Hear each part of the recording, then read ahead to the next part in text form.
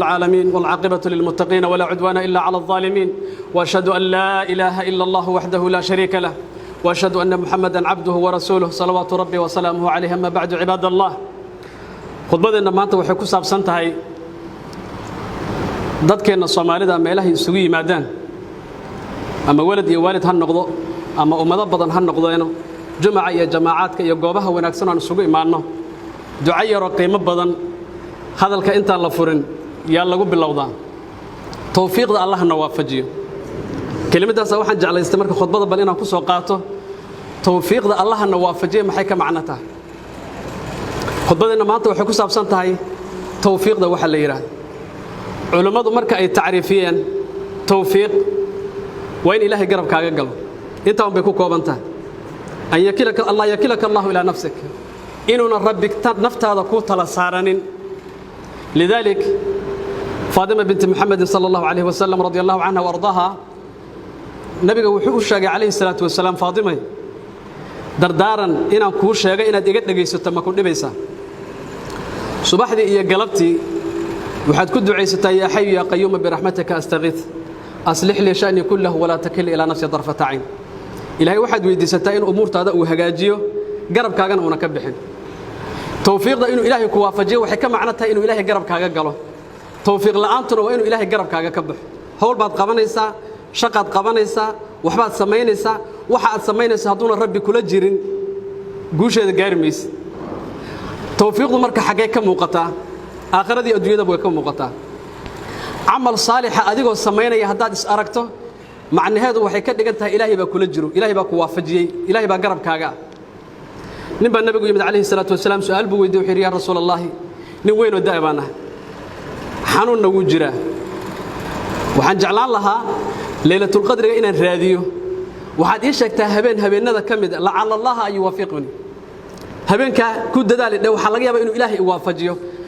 awoodiisa iyo garashadiisa midna laylatul qadriga qofkan kuma waafaqi karo inuu ilaahay ku duwa maahana markaas nabiga kaleey salaatu salaam wuxuu yiri alayka bisaabi'a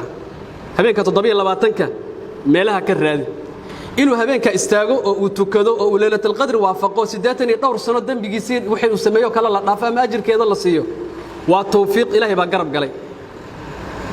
tawfiiqda amalka saalixa waxyaabaha uga muuqato waxa kamid ah nin baa nabiga hor istaagay isagoo safar ku jira hashi uu wato hoggaankeeda qabtay su'aal buu weydiiyay wuxuu yaa rasuulullaahi hadalka baan rabaa inaan ku weydiiyo waxaad ii sheegtaa wax jannana lagu gala naarna looga dheeraado soo war kooban ma markaas nabiga ka aamusay saxaabadiisu dib u fiiray wuxuu yiri ninkan ilaahay baa waafajiyay ilaahay baa garabkiisa galay diinto dhanba waxay ku saabsan tahay wax jannadana lagu gala naartana looga dheeraado kaliya ilaahay baa waafajiyay buu yiri ninkan markaas nabiga uu sheegay yiri ilaahayna caabud salaada tuko zakadana iska bix hashana hoggaankeeda iska siidaa goobaha ay ka muuqato tawfiiqda waxa kamid ah hoggaanka haduu qof dad hoggaamiyo oo uu mas'uul u noqdo oo suldadoodii iyo awoodooda uu helo hoggaankiisa haduu guuleysto waxay ka macno tahay ilaahay baa garabkiisa galay khudbad dheer buu nabiga akhriyay calayhi salaatu wasalaam khudbadiisa waxa kamid ahaa waxaan jeclaystay inaan idin baro wuxuuna ilaahay idin barin oo idinka idin ogeyn ahlu jannuhu waa saddexda waxa kamid ah rajulun dhu sultaanin mutasaddiqin muwaffaq nin hoggaan iyo awood leh oo ummad maamulo oo caadil ah oo ilaahay waafajiyay wanaag marka haduuna ilaahay garabkaaga gelin taladeedu hagaagmayso meelaha ay ka muuqato tawfiiqda waxa kamid ah culimada sheekh masaladiisa lagu daawoobo hadaad aragto ilaahay baa garab galay ibn mas'uud baa loo yimid calayhi salaatu wasalaam radiyallahu anhu warda waxa la yiri abdullah ibn mas'uud oo mas'alan rabnaa inaan ku weydiino nin baa dhintay xaas buu ka dhintay gabadha uu ka dhintay sidii loogu meheriyay ismayna arkin gabadha marka la meherinayo meherkeeda lama sheegin intaas bay ku mehersan tahay lama dhihin ninkiina wuu dhintay maxaan sameeynaa wisaga aamusay waxba jawaab ma uusan siin way isaga tageen iyagana maalin kale ku soo laabteen su'aashii bay dib hadan u weydiiyeen wuxuu yiri su'aashaas aad i weydiiseen anigu daliilkeeda horta ma hayo laakiin waxaan rabaa inaan aniga dadaalo oo aan juhdi sameeyo dadaalka aan dadaalay baan idin sheegaya ilaahay haduu i waafajiyana xaqqa soo bixi doono haddaan khaldamana khaladku waa xaqayga gabadha ninkeeda ka dhintay yaan meherkeeda la sheegin wuxuu yiri gabadhaasi waxay leedahay meher meherka la siinayna waa mahrul mathal mahrulmathalka waxa la yiraahdaa gabadha dadka asaageeda waxa ay qaataan waxaana laga bilaabaa hooyadeed iyo habaryarteed iyo walaasheed iyo dadka aqrabadeeda iyo asaageeda inta lagu mehriyo meherkeeda bay leedahay ciidana way tirsanaysaa dhaxalkuna way leedahay nin baa istaagay qabiil la yiraahdo reer bani ashjac ka dhashay markaas wuxuu yiri waxaan marxaati ka ahay sidaad hadda u hadlayso nabi maxamed inta la weydiiyay calayhi salaatu wasalaam inuu saa isagana ku jawaabay macnaheedu wuxuu noqday sheekh muwaffaq ah ilaahay baa taladiisii waafajiyay masaladiisa mas'alo lagu daawobay noqotay qaaliga xukunka uu rido lagu guuleysto waa qaali ilaahay garab galay tawfiiqda la waafajiyay tawfiiqduna waa garab gal inuu ilaahay ku garab galo waxaan kugu duwo Umar ibn al-Khattab baa laba nin soo dacwatay inna muslim buu ahaa yahuudi buu ahaa wuu wada dhageystay markuu wada dhageystay xaqi waxa yeeshay ninka yahuudiga ahaa yahuudiga baa wuxuu yiri Umar wallahi xaq baad xukumtay ul yaro dadka uu ku edbiyo intuu ku dhuftay wuxuu yiri maxaad ku ogaatay inaan xaq aniga ku xukmiyay wuxuu yiri annaga tawraad waxaan ku aragnay kitaabka annaga tawraad waxa ku qoran qaaliga dadka kala xukumo laba malag baa dhinacyada ka taagan midig iyo bidix markasta oo xaq uu xukumo way garab galaan oo kor bay u qaadaan markasta oo uu gaf xukumana garabkiisa ka baxaan hadii qofku ilaahay garabkiisa ka baxay maxaa soo baxay khudlaan tawfiiqda cididkeedu waa maxay waa khudlaan qaaliga marka lagu guuleysto gartiisa iyo xukumkiisa waa qaali ilaahay garab galay oday dhaqameedka taladiisa lagu guuleysto waa oday dhaqameed ilaahay garab galay ninka iyo xaaskiisa haday iskhilaafaan waxyaabaha shariicadeenu amarto waxa kamid ah xakam in la sameeyo xakam min ahliha wa xakam min ahlihi nin gabadha reerkooda ka soo jeedo wax garad ah iyo nin wiilka reerkiisa ka soo jeedo wax garad inay isu yimaadaan ay wada hadlaan oo qowskan la kala xukumo wax loo soo saaro labadaas qof ee labada qows laga soo saaray ee qowskan taladiisa loo dhiibtay